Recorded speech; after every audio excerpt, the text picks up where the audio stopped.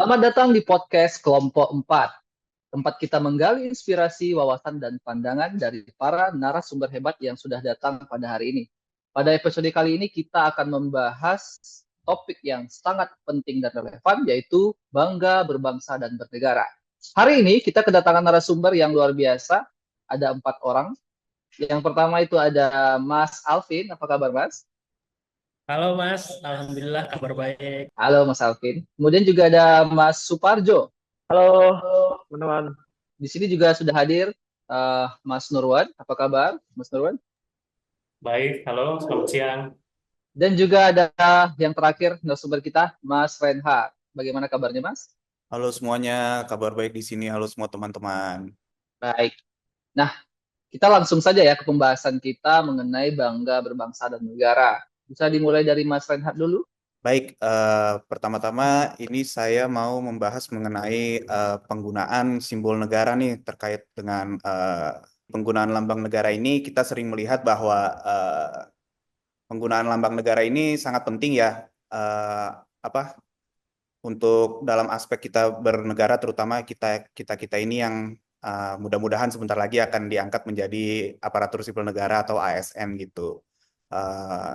Namun di keseharian kita banyak kita menemukan penggunaan lambang-lambang negara atau simbol negara yang masih di luar atau melanggar hukum gitu. Misalnya mencoret-coret lambang negara atau mata uang kita sendiri, misalnya kita terlalu dilipat-lipat gitu, atau kadang-kadang kita lihat mata uang kita tuh kan ada gambar pahlawan gitu, kadang-kadang gambar pahlawannya dicoret-coret begitu. Nah, itu kan melanggar hukum ya, dan sangat menyalahi nilai-nilai berbela negara. Untuk itu kita harus memahami dan menjiwai setiap penggunaan lambang-lambang negara gitu. Atau misalnya kita melihat kadang-kadang ada posisi meletakkan lambang negara, misalnya lambang burung Garuda, foto presiden dan wakil presiden yang tidak ditempatkan sebagaimana mestinya begitu. Jadi sebagai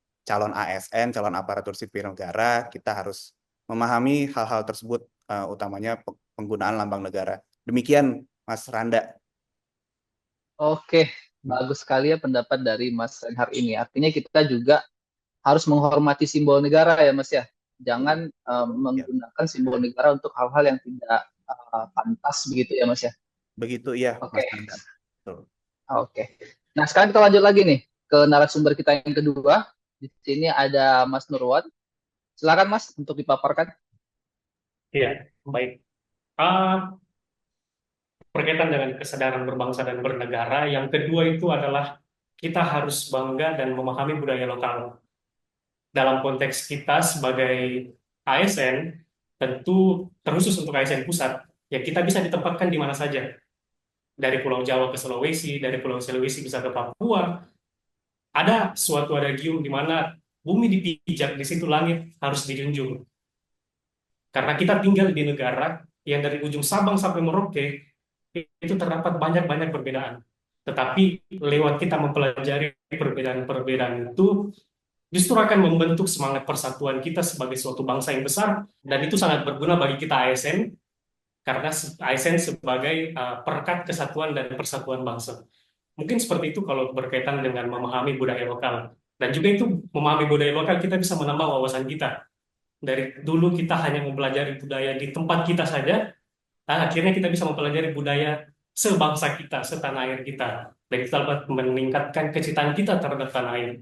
Kalau saya, mungkin seperti itu, Bang. Oke, pendapat yang bagus sekali ya dari Mas Nurwan. Artinya dengan menghargai budaya lokal ya Mas ya, yang saya tangkap juga bisa menumbuhkan rasa bangga terhadap negara kita sendiri. Karena memang Indonesia memiliki banyak budaya seperti itu ya Mas ya. Mas Nurwan ya. Ya, benar. Oke. Sekarang kita lanjut ke narasumber kita yang ketiga. Itu ada Mas Suparjo. Silakan Mas. Baik, izin Kak Randa ya, terkait dengan bentuk-bentuk dari bangga dan juga bangga berbangsa dan juga bernegara, itu salah satunya kan ada partisipasi dalam kegiatan kenegaraan. Nah, salah satunya itu pemilu. Mengapa pemilu itu dapat dikatakan suatu bentuk kesadaran berbangsa dan bernegara. Karena dengan kita berpartisipasi itu ada kegiatan kenegaraan yaitu pemilu, di situ artinya kita telah menanamkan nilai-nilai demokrasi begitu sesuai dengan sistem pemerintahan kita, dan juga di situ kita menyadari juga betapa pentingnya suara kita untuk menentukan masa depan bangsa. Gitu. Nah, yang ingin saya garis bawahi di sini ada dua, yaitu demokrasi dan juga masa depan bangsa. Dua hal tersebut merupakan output dari pemilu itu sendiri. Maka jika kita mengindahkan dua hal tersebut, demokrasi dan juga masa depan bangsa, artinya kita telah menyadari, artinya kita telah mengekspresikan secara konkret, secara nyata gitu, bentuk-bentuk dari bangga terhadap berbangsa dan juga bernegara itu sendiri. Itu kurang lebih dari saya, Kak Randa. Oke, terima kasih Mas Parjo ya. Jadi kalau menurut Mas Parjo, untuk mengimplementasikan berbangga berbangsa dan bernegara ini dengan mengikuti kegiatan kenegaraan ya, Mas ya. Seperti pemilu. Artinya dengan merawat demokrasi dan mengikuti pemilu itu bisa menumbuhkan rasa berbangsa dan bernegara. Seperti itu. Betul sekali, Kak Randa. Oke. Bagus sekali pendapat dari narasumber kita yang 3 ini, teman-teman. Sekarang kita lanjut ke yang keempat. Apakah yang mau dipaparkan oleh ini Mas Alvin ya? Silakan Mas. Ya Mas Anda, baik. Dari ketiga poin yang kali dipaparkan di atas, memang sangat baik ya, pemaparan maupun materi yang dibincangkan ya. Nah, tapi ada salah satu contoh implementasi bangga berbangsa dan bernegara juga ya, menurut saya, yaitu mendukung dan menggunakan produk lokal ya, teman-teman. Tapi yang jadi pertanyaan, kenapa sih kita harus bangga dan mendukung produk lokal? Jadi yang pertama, dengan membeli produk lokal, kita bisa ikut berkontribusi dalam memajukan perekonomian negara ya.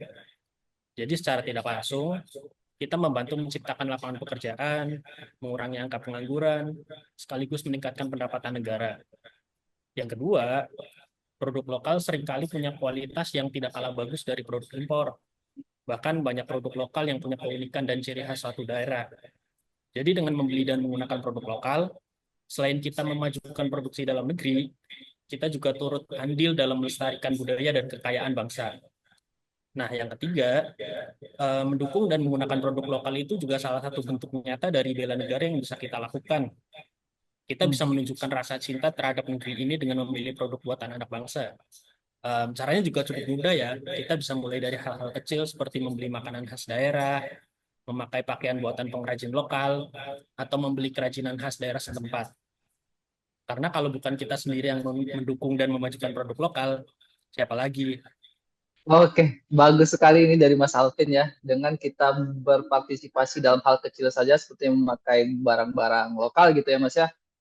Atau cemilan-cemilan lokal ya, semoga nanti kita seperti Jepang Mas atau Korea yang mereka punya budaya yang dikenal oleh seluruh masyarakat dunia. Seperti itu ya Mas. Betul, Mas. Baik, kalau saya simpulkan, pentingnya bangga berbangsa dan bernegara ini bisa dilakukan kalau menurut narasumber kita itu ada 4 cara. Tidak semuanya, cuman ada 4 cara yang ditekankan hari ini, yaitu bisa dengan menghargai budaya lokal, berpartisipasi dalam kegiatan kenegaraan seperti pemilu, kemudian mendukung produk lokal dan menghormati simbol-simbol negara. Terima kasih untuk para narasumber yang hadir hari ini, telah bergabung dengan kami di episode kali ini. Diskusi kita tentang pentingnya bangsa, berbangsa dan bernegara telah memberikan banyak wawasan berharga. Semoga kedepannya episode-episode selanjutnya bisa memberikan manfaat untuk masyarakat Indonesia tentunya. Mungkin sekian untuk podcast hari ini. Terima kasih teman-teman. Sampai jumpa di next podcast. Bye-bye. Terima kasih. Thank you.